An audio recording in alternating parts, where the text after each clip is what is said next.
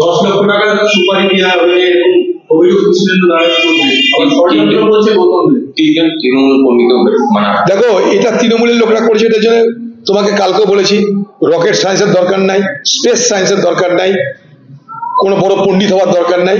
তৃণমূল তাদের অন্তর্দ্বন্দ্বের কারণে, এবং অন্তর্দ্বন্দ্বটা আর্থিক কারণে, আর্থিক কারণে যে অন্তর্দ্বন্দ্ব।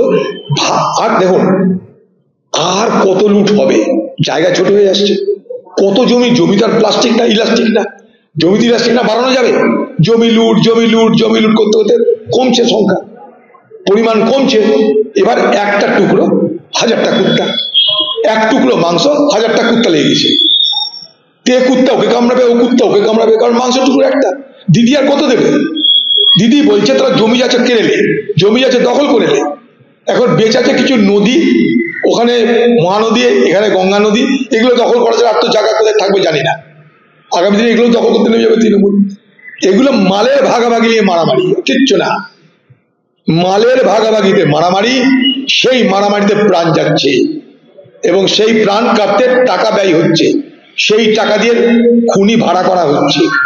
ভাড়া খুনি অ্যাভেলেবল বাংলায় এখন। তার জন্য ওই দেখলেন কদিন আগে কসবাতে এক তৃণমূলের কাউন্সিলরকে অ্যাটাক করেছিল, পারেনি। এখানেও তাই, ওটা পারেনি, এটা পেরেছে। সব বাইরের খুনি, কারণ তৃণমূলের লোক এখানে এত টাকা যে খুনি সব কিনে নিচ্ছে সস্তায়। 10 লক্ষ কেন 10 কোটি টাকা দিয়ে খুনি কিনে নিবে? কারণ একটাকে মারতে হলে গোটা বাজারে সব জমিদার যে মারতে যাচ্ছে তার।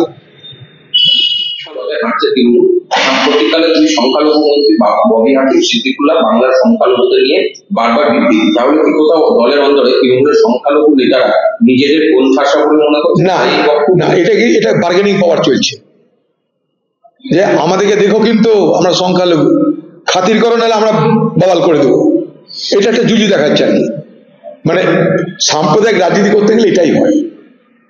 আজকে না কালকে ঘাড়ে যাবে বসবেই। যে কোনো সাম্প্রদায়িক রাজনীতি, হিন্দু সাম্প্রদায়িক রাজনীতি হোক, মুসলমান সাম্প্রদায়িক রাজনীতি হোক, এগুলো সেই মানে বাঘের ঘাড়ে চেপে ঘোরার মতন ব্যাপার। তো চমকাবেই না, তো ক্ষমতা আছে ওদের এসব কথা বলে। জুজু দেখাচ্ছে, এই আমাকে ঠিক করে চলো, আমাকে খাতির করো, পদ দাও, না তো আমি বাওয়াল করে দেবো। আমি বাওয়াল করলে মুসলমানরা বিগড়ে যাবে। দিদি দিচ্ছে তাই তো, কোন দিকে যাই, এদিক যাই না ওদিক যাই, দিদির সমস্যা বাড়বে আগামী দিনে। এদের দুজনের মধ্যে কে বেশি সংখ্যালঘুদের মসিয়া? না, ওটা দিদি যখন যাকে খুশি ব্যবহার করে। একটা হচ্ছে আরবান মুসলিমের ফেস, একটা রুরাল মুসলিমের ফেস। একটা দাড়িওয়ালা নিয়ে একটা অংশের মুসলমানকে বোঝানোর চেষ্টা করে, দাড়ি রেখে তাদের কালচার অনুযায়ী। আরেকটা সাহেব সেজে মেয়র হয়ে যারা আরবান মুসলিম তাদের প্রতিনিধিত্ব করে। একটা আরবান মুসলিম ফেস, একটা রুরাল মুসলিম ফেস। আমাদের ভিডিও ভালো লাগলে লাইক এবং শেয়ার করুন। কমেন্ট সেকশনে গিয়ে জানান আপনাদের মতামত। আরও ভিডিও পেতে আমাদের চ্যানেল সাবস্ক্রাইব করুন এবং প্রতি মুহূর্তে খবরের আপডেট পেতে প্রেস করুন বেল আইকন।